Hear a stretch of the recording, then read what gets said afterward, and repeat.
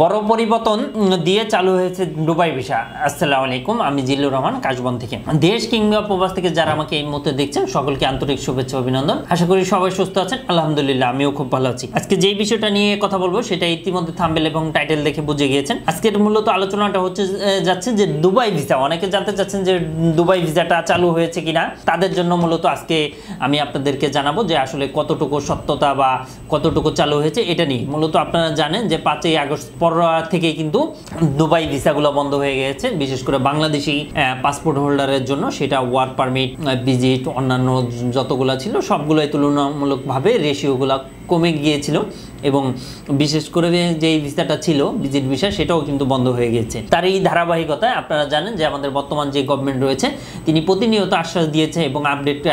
আপনি কি দেশ এবং দেশের বাইরে প্রোডাক্ট পাঠাতে চাচ্ছেন? আত্মীয় স্বজন বন্ধু বান্ধব বিদেশে রয়েছেন, তাদের কাছে আপনি উপহার, গিফট অথবা কলেজ ইউনিভার্সিটির জন্য ডকুমেন্ট পাঠাতে চান, কোনো বাহান্ন কোনো কুরিয়ার সার্ভিস খুঁজে পাচ্ছেন না? অবশ্যই আমাদের সাথে যোগাযোগ করুন। আমরা 3 থেকে 5 দিনের মধ্যে আপনার প্রোডাক্টটা পাঠিয়ে দিই।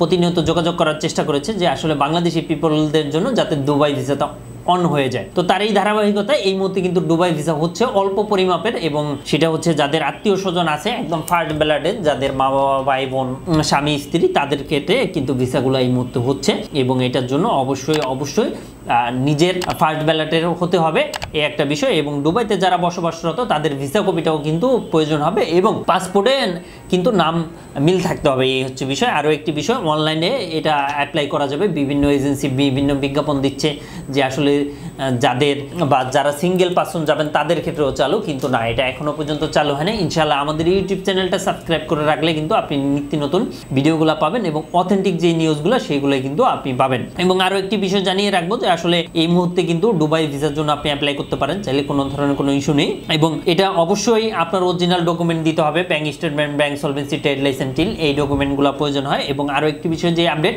এই মুহূর্তে 30 দিন এবং 60 দিন এবং 90 দিনের ভিসাটা কিন্তু হচ্ছে। তো সেক্ষেত্রে 90 দিনের বেশি কিন্তু আপনারা এটা এক্সটেনশন করতে পারবেন না। বিশেষ করে যারা দুবাইতে যাবেন তাদের ক্ষেত্রে যাওয়ার পরবর্তীতে অনেকে যেটা ভাবেন যে আসলে আপনারা সেই আগের মতো পুরনো নিয়মে কিন্তু আপনারা ভিসা কনভার্ট বা ভিসা আর মেয়াদ বাড়ানো, সেই মেয়াদ বাড়ানোটা কিন্তু এই মুহূর্তে পসিবল না। তো এই ছিল মূলত আজকের আপডেট। তো যাদের ছোটখাটো কোনো কোয়েশ্চেন আছে বা কোনো কিছু জানতে চান অবশ্যই আমাদেরকে কমেন্ট করে জানাবেন। অ্যাট দ্য সেম টাইমে আপনি চাইলে আমাদেরকে কলও দিতে পারেন। আমাদের নাম্বারটি হচ্ছে 01400400693। এই নাম্বারটিতে কল দিয়ে আপনি কিন্তু বিস্তারিত জানতে পারেন। তো আজ এই পর্যন্ত, আবারও দেখা হবে, আবারও কথা হবে। সেই পর্যন্ত সবাই ভালো থাকবেন। আসসালামু আলাইকুম।